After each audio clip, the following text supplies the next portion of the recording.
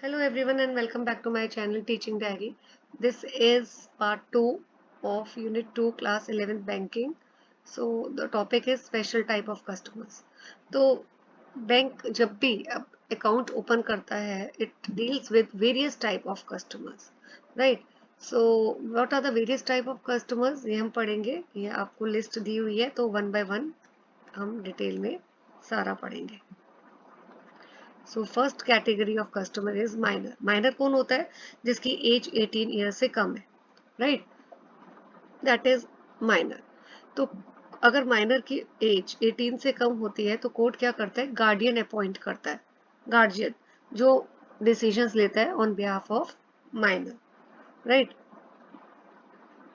So as per section 11 of contract act, minor जो है वो कॉन्ट्रैक्ट एंटर नहीं कर सकता. He is not competent to contract. But जो नेगोशिएबल इंस्ट्रूमेंट एक्ट है, कॉन्ट्रैक्ट के अकॉर्डिंगली माइनर कॉन्ट्रैक्ट नहीं कर सकता, लेकिन नेगोशिएबल इंस्ट्रूमेंट एक्ट के अकॉर्डिंगली माइनर जो है वो नेगोशिएबल इंस्ट्रूमेंट, यानी एग्जांपल आपका हो गया चेक, ठीक है, वो he can minor can draw the cheque, endorse etcetera. So bank जो है he can open the account in minor's name. तो बैंक जो है वो माइनर को मना नहीं कर सकता. बैंक को माइनर के नाम पे अकाउंट ओपन करना होता है. बट बैंक जो है माइनर जो है वो पार्टनर भी हो सकता है, लेकिन अगर पार्टनरशिप फर्म में जितनी भी लाइबिलिटीज होती है उसके लिए माइनर को रिस्पॉन्सिबल या लाइबल नहीं ठहराया जाता. अब माइनर सेविंग बैंक अकाउंट कैसे ओपन होता है? या माइनर के नाम पे ओपन होता है बैंक अकाउंट, राइट? या फिर जॉइंट नेम पे होता है जिसमें एक नाम माइनर का होगा और दूसरा उसके गार्जियन का होगा. या माइनर का जो अकाउंट है सिर्फ गार्जियन के नाम पे भी हो सकता है. अब जो केस 1 एंड 2 है जिसमें माइनर के नाम पे अकाउंट ओपन होता है या फिर जॉइंट नेम में अकाउंट ओपन होता है, तो माइनर की एज एटलीस्ट 10 इयर्स होने चाहिए, right? And he should be able to sign his name. ये कंडीशन है. Now second is lunatic. तो हमने अभी पढ़ा था लुनेटिक कौन होता है? जो जिसको सोचने समझने की शक्ति जो है वो नहीं होती है. तो अगर कोई भी कॉन्ट्रैक्ट लुनेटिक के साथ हो वो वॉइड हो जाता है, राइट? सो अनसाउंड माइंड का अगर पर्सन है तो he is not competent to enter into the contract. तो अगर बैंकर को ने लुनेटिक का अकाउंट ओपन कर दिया और बैंक को नॉलेज नहीं है कि पर्सन इज लुनेटिक, तो in that case he enter, अगर उसने कॉन्ट्रैक्ट एंटर कर ही लिया है लुनेटिक के साथ, उसका अकाउंट ओपन कर दिया है, तो गुड फेथ समझ के ही इज प्रोटेक्टेड. लेकिन जब भी बैंक को पता लग जाएगा बाद में and he gets notice of lunacy, तो उसको फिर लुनेटिक पर्सन के साथ कॉन्ट्रैक्ट नहीं एंटर करना चाहिए. Then drunkard. ड्रंकार्ड आपको पता है, the man who is drunk. तो वो कोई रैशनली सोच नहीं सकता, डिसीजन नहीं ले सकता, and he can not enter into the contract. Married women contract enter कर सकती है, राइट? लेकिन बैंक को बहुत कॉन्शियस होना है जब भी बैंक लोन प्रोवाइड करता है मैरिड वुमेन को, क्योंकि बैंक के पास कोई और रेमेडी नहीं होगी. अगर उस मैरिड वुमेन के पास अपने कोई पर्सनल एसेट्स नहीं है और वो लोन नहीं चुका पा रही, तो बैंक के पास कोई भी सेफगार्ड मेजर नहीं है कि वो अपने जो लोन का अमाउंट है मैरिड वुमेन से रिकवर कर सके. इवन हस्बैंड भी उसका जो है वुमेन का लायबल नहीं होगा कोई भी लोन जो उसकी वाइफ ने लिया है, एक्सेप्ट सिर्फ दो कंडीशन में हस्बैंड लायबल होगा. जब लोन हस्बैंड की कंसेंट और मर्जी से लिया गया है और हस्बैंड जो है हस्बैंड के बिहाफ में वाइफ जो है एजेंट की तरह एक्ट कर रही है. दूसरी कंडीशन कब हस्बैंड लायबल होगा? जब लोन लिया है नेसेसिटीज पूरी करने के लिए और वो नेसेसिटीज हस्बैंड पूरी नहीं कर पा रहा. Fifth is illiterate person, the one who can not sign his name. तो जब भी अकाउंट ओपन होता है, ठीक है, तो अकाउंट तो आप मना नहीं कर सकते ओपन करने के लिए, लेकिन बैंक को लेफ्ट थंब इम्प्रेशन लेना चाहिए इलिटरेट पर्सन का, और डिटेल्स जो है कोई भी आइडेंटिफिकेशन मार्क की वो भी नोट करनी चाहिए अकाउंट ओपनिंग फॉर्म में, स्पेसिमेन सिग्नेचर कार्ड में, और 2 कॉपीज फोटोग्राफ की जो है वो भी होनी चाहिए, राइट? सो जब तक ये इलिटरेट पर्सन जो भी है, देखिए लिखा हुआ ना इधर ऊपर, अगर जब तक वो फिजिकली बैंक में प्रेजेंट ना हो तो उसके अकाउंट से कोई भी अमाउंट विड्रॉ नहीं अलाउड होगा। Then comes partnership firm. Partnership act 1932 के अकॉर्डिंगली पार्टनरशिप क्या है? वो रिलेशनशिप है बिटवीन टू और मोर पार्टीज जिसमें दोनों एग्री करते हैं कि प्रॉफिट्स लॉसेस शेयर करेंगे। सो अगर पार्टनरशिप फर्म के लिए अकाउंट बैंक ने ओपन करना है तो कुछ चीजें हैं, दैट इज ये वाली देखिए जो डॉक्यूमेंट्स है, पार्टनरशिप लेटर और पार्टनरशिप डीड, उसमें ये सारी इंस्ट्रक्शंस क्लियरली मेंशन होनी चाहिए regarding opening a bank account in the name of partnership firm. कि अगर कभी भी पार्टनर्स के ये सारी provisions, instructions, details partnership deed में क्लियरली जो है स्पेसिफाइड होनी चाहिए कि अगर पार्टनर्स में कभी भी डिस्प्यूट, लड़ाई हो जाती है तो कोई भी एक पार्टनर वो नोटिस दे सकता है कि उसको कंटिन्यू नहीं करना। तो जो पार्टनरशिप फर्म का अकाउंट होगा फिर वो कौन चलाएगा आगे? अगर एक छोड़ जाता है पार्टनरशिप फर्म, राइट, तो बाकी जो रिमेनिंग पार्टनर्स हैं वो जॉइंटली उसको चलाएंगे। अगर डेथ हो जाती है किसी पार्टनर की तो पार्टनरशिप फर्म खत्म हो जाती है, पार्टनरशिप डिसॉल्व हो जाती है। और अगर लाइबिलिटी पता लगानी है जो जिस भी पार्टनर की डेथ हुई है, in order to determine the liability of deceased partner, banker should close the account। तो जब भी किसी पार्टनर की डेथ होती है पार्टनर बैंक जो है वो अकाउंट उसका क्लोज कर देता है, राइट। Company account. सो जब भी कंपनी के अकाउंट खोलना है कंपनी के नाम पे तो बैंक क्या क्या मांगता है? Certified copies of memorandum, article of association, certificate of incorporation, directors के नेम की list, certificate of commencement of business, then copy of resolution appointing the bank as company bank, death of authorized signatories। तो bank जो है उसको ensure कर लेना चाहिए कि कंपनी का अकाउंट ओपन हुआ है after proper KYC documents are obtained. Trust के नेम पे भी अकाउंट ओपन होता है। अब इसमें कुछ आपको चीजें पता होना चाहिए। ऑथर ऑफ द ट्रस्ट किसको बोलते हैं? जिस पर्सन ने ट्रस्ट क्रिएट किया उसको बोलते हैं author of the trust. Trustee कौन है? जो ट्रस्ट को मैनेज करता है। और बेनिफिशियरी कौन है? जिसके बेनिफिट के लिए ट्रस्ट क्रिएट की गई है। तो बैंक को जब भी ट्रस्ट के नेम पे अकाउंट ओपन करना है तो bank has to study the trust deed, right.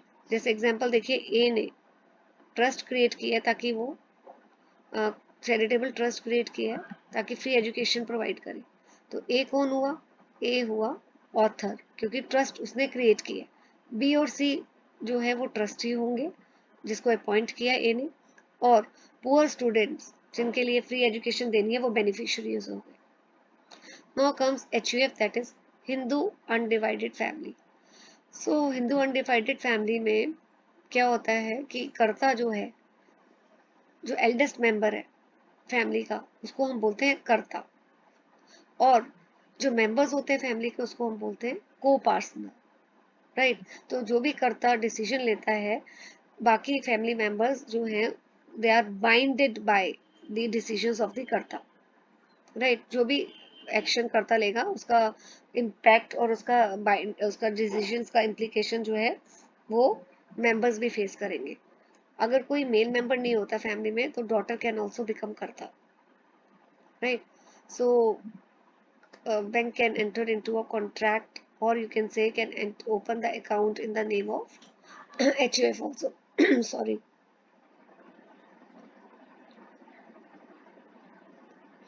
Then joint account holder. तो जॉइंट अकाउंट मतलब कि जहाँ पे एक पर्सन में 2 या 3 पर्सन के नाम पे इकट्ठे अकाउंट ओपन होता है, राइट। सो बैंक को ये प्रोविजंस बहुत ध्यान से देखनी है जब भी अकाउंट ओपन होता है एज अ जॉइंट अकाउंट, कि जो अकाउंट ओपन होता है वो एप्लीकेशन को प्रॉपरली साइन होनी चाहिए application by all the persons interested in opening account. जैसे अगर 3 लोग हैं, तीनों ने मिलके अपने नाम पे अकाउंट खोलना है तो तीनों के साइन होने चाहिए। देन एक मैंडेट भी साइन होनी चाहिए बाय ऑल द पार्टीज, जिसमें क्लियर इंस्ट्रक्शन हो कि कैसे अकाउंट ऑपरेट होगा। स्पेसिमिन सिग्नेचर कार्ड भी साइन होने चाहिए by all the account holders. अच्छा, ये बहुत इंपॉर्टेंट पॉइंट है।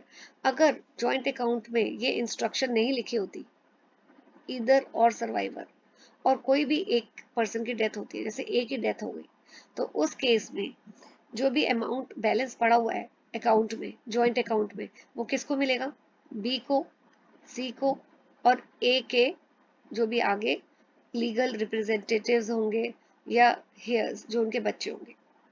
लेकिन अगर ये इंस्ट्रक्शन है, ईदर और सर्वाइवर इंस्ट्रक्शन मेंशन होती है और ए की डेथ हो जाती है, तो सिर्फ जो सर्वाइविंग मेंबर्स है यानी बी और सी, सिर्फ उन्हीं को जो है बैलेंस मिलेगा, राइट।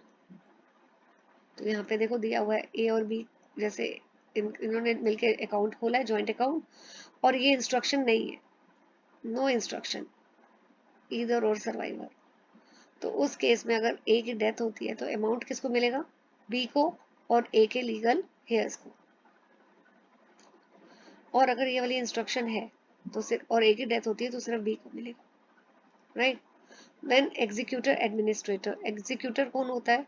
वो पर्सन जिसको who is appointed by the deceased in a will. तो मरने से पहले पर्सन ने विल की थी जिसमें उसने लिखा था कि मेरे मरने के बाद ये जो है he is an executor, he will be an executor, right। और एडमिनिस्ट्रेटर कौन है? अगर पर्सन ने विल में किसी का नाम नहीं अपॉइंट किया तो कोर्ट उस केस में, अगर कोई विल है ही नहीं, सपोज अगर विल होती है और विल में डिजीज्ड ने, डिजीज कौन होता है? जिसकी डेथ हो गई है, मरने से पहले उसने किसी का पर्सन, उसने किसी पर्सन को अपॉइंट किया था who is going to look after the diseased property, उस पर्सन को बोलते हैं एग्जीक्यूटर। लेकिन अगर विल ही नहीं बनाई पर्सन ने और उसकी डेथ हो गई तो कोर्ट उस केस में एडमिनिस्ट्रेटर को अपॉइंट करता है। तो अकाउंट ओपन हो सकता है बैंक के साथ एग्जीक्यूटर्स का और एडमिनिस्ट्रेटर्स का, राइट। तो एग्जीक्यूटर को एक he should submit probate. Probate क्या है? उसको एक लीगल सर्टिफिकेट कोर्ट से लेकर आना है जिसमें लिखा होता है कि इस पर्सन को जो है विल के थ्रू अपॉइंट किया गया एज एन एग्जीक्यूटर। और एडमिनिस्ट्रेटर को क्या सबमिट करना होता है बैंक को? लेटर ऑफ एडमिनिस्ट्रेशन, जो एक प्रूफ है, लीगल डॉक्यूमेंट है जो कोर्ट इशू करता है कि कोर्ट ने in the absence of will इसको अपॉइंट किए।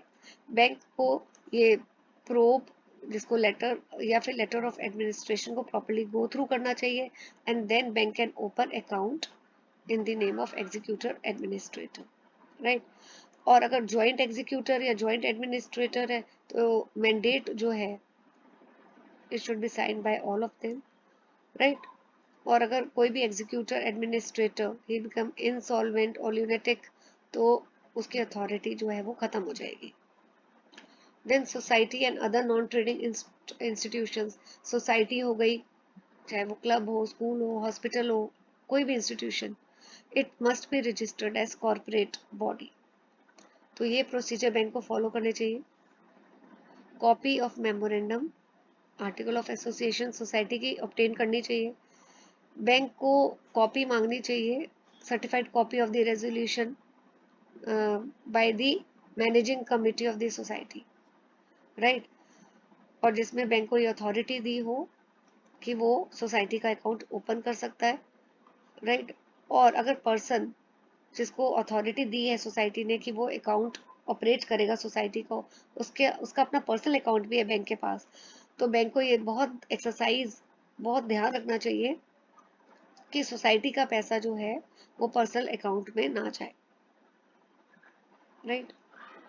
देन कस्टमर अटॉर्नी, अटॉर्नी क्या होता है? ये पावर ऑफ अटॉर्नी आपने सुनी होगी, रिटर्न डॉक्यूमेंट होता है जिसमें सपोज ए ने ये अटॉर्नी इशू की है in the name of B, यानी उसने बी को लीगल राइट दिया कि वो ए के बिहाफ में कोई भी ट्रांजैक्शन एंटर कर सकता है। तो ये पावर जनरल भी हो सकती है और स्पेशल भी। जनरल मतलब एक से ज्यादा ट्रांजैक्शन जो है बी कर सकता है ए के बिहाफ में, स्पेशल में ए की ट्रांजैक्शन करेगा। तो बैंक जब भी डील करता है कस्टमर के अटॉर्नी के साथ, बहुत उसको केयरफुली एग्जामिन करना चाहिए document regarding power of attorney. Properly stamped होना चाहिए डॉक्यूमेंट, राइट। और ये पावर ऑफ अटॉर्नी जो है, अथॉरिटी टर्मिनेट हो जाएगी अगर जो प्रिंसिपल है उसकी डेथ हो गई, इंसॉल्वेंट हो गया, या ही बिकम्स इनसेन,